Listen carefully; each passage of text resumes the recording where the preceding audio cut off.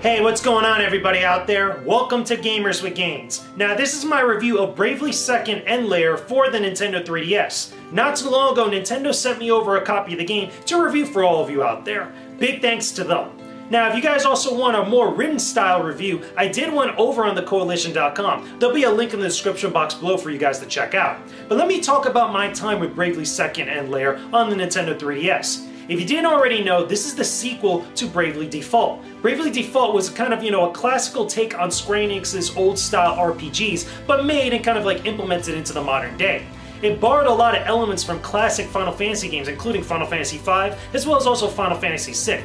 The big thing about Bravely Default, and which is kind of really prevalent in Bravely Second End Layer, is that there's this risk-reward system with the turn-based combat of traditional RPGs. You have the ability to kind of take extra turns and launch different attacks and use up your different abilities for your character and your different party members. However, at the same time, if your tactics fail and it kind of like doesn't kill the enemy at which you're in combat with, you'll be left defenseless by not being able to take turns because you risked all your turns at the very start. It's kind of an interesting take on this classic formula, and it kind of implements more kind of like strategy into the mix, especially when you kind of face different types of tougher enemies and tougher creatures and monsters throughout the course of the entire game. What I love about Bravely Second End Layer is the design of the environments. I think that the environments are beautiful on the Nintendo 3DS, and it really harks back to, again, Final Fantasy V, Final Fantasy VI, those NES and Super NES styles of Final Fantasy games that have these huge open environments for you to explore, these big world maps, and different towns with a lot of different areas to kind of get immersed in and kind of go exploring for different secrets all over the place. On top of that, there's a lot of characters to keep track of. Again, a lot of the events follow directly after the events of Bravely Default and really kind of give nods here and there to some of those games' actual story events. However, you don't need to play Bravely Default in order to kind of really get immersed and get caught up in what's going on with Bravely Second. I do encourage you guys to actually play Bravely Default if you really want to understand the importance of some of the things that are happening, as well as also some of the much more greater importance of some of the characters that make a recurrence in this actual story. Again, I had a lot of fun playing through the game without really having a lot of background knowledge on Bravely Default, and I still was able to follow what was happening. One thing I will say though, there's like two main problems that I have with this game. One, I still think that some of the characters are very forgettable. Even though you're spending a lot of time with this entire ensemble of characters and this big epic story spanning this entire world, some of them are kind of forgettable. There was really kind of like various different times where I didn't even remember what was going on with some of the backstory with some of the characters there, even though there's all this information that's laid out to you and all this time that you're given spent kind of like exploring some of their previous backstory, some of the stuff that they were doing in the previous game, all this different type of stuff. As well as also there's a couple throwaway characters which I feel kind of waste my time a little bit. At the same time, there's also a problem with voice acting. I think that the voice acting in this game is kind of mediocre at best. Granted, they try to sound very similar to that old style of dialogue that you find in classic RPGs, classic Final Fantasy games, because this is Square Enix. Again, it kind of comes off as a little bit silly and hokey, and doesn't really kind of hit that strive of feeling epic and kind of feeling timeless and such.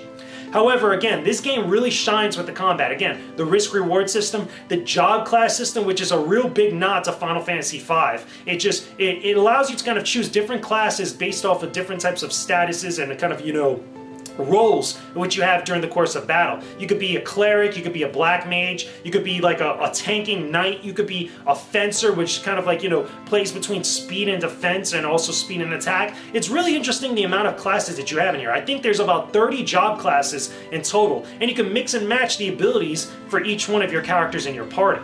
You could also have the ability to call upon the help of friends that you actually pass through Street Pass. This is a clever implementation of Street Pass with an actual kind of single-player focused RPG, where as soon as you pass someone, you have the ability to get one of their actual special characters that they could share with you through the use of the Street Pass feature, and be able to call upon them during the course of battle.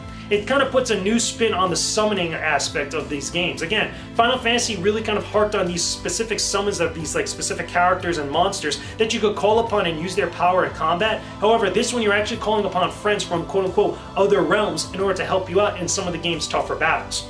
Now, one of the other annoying things about this is that there's this kind of microtransaction thing that allows you to stop time during certain battles, and has this meter that kind of fills up every 8 hours or so. But again, I never really found kind of like a use for it. It is kind of cool, you know, and it helps you to get through some of the game's tougher sections, but I really don't feel that you really necessarily need to pay real money in order to fill up this meter in order to kind of get through some of the sections of the game. It felt like a little bit of a throwaway, and you could have taken that out of the game entirely and I would have never noticed.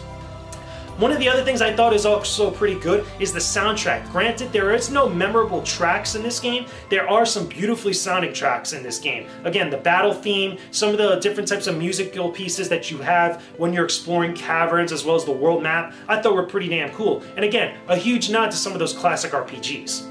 Overall, I think that Bravely Second Endlayer is a pretty damn good game. If you're a big fan of classical style RPGs, again, more traditional stuff than what you find from Square Enix, you might find a lot of enjoyment out of this game. If you really played Bravely Default before and loved that game and really wanted to get more out of that, this will definitely be the one for you to actually dive into on your 3DS library. Again, a lot of the issues that most people have from Bravely Default are kind of addressed in this game. You know, between changing job classes, between the difficulty spikes, the grinding, as well as a couple other little tidbits here and there. I had a lot of fun playing through, and I definitely encourage you guys, if you're a fan of RPGs, to pick this one up for your Nintendo 3DS. Anyway guys, that's all I got for all of you. Leave me a comment in the comment section below. Let me know what you guys think about Bravely Second Endlayer, some of your favorite characters, some of your favorite moments, or any other games that you find that are similar to it on a Nintendo 3DS or any other platform. Put it in the comment section below. Don't forget to leave a like on this video, subscribe to the Gamers with Gains channel with all my videos on gaming, stronger living, and all types of cool stuff. And don't forget to follow me both on Instagram and on Twitch. I'm streaming every single weekday on Twitch at 7 p.m. Eastern Standard Time, and I'm always posting new stuff and talking about different things on Instagram. There's links in the description box below for all of you guys out there. I will talk to all of you again very soon. Peace out, stay epic everybody.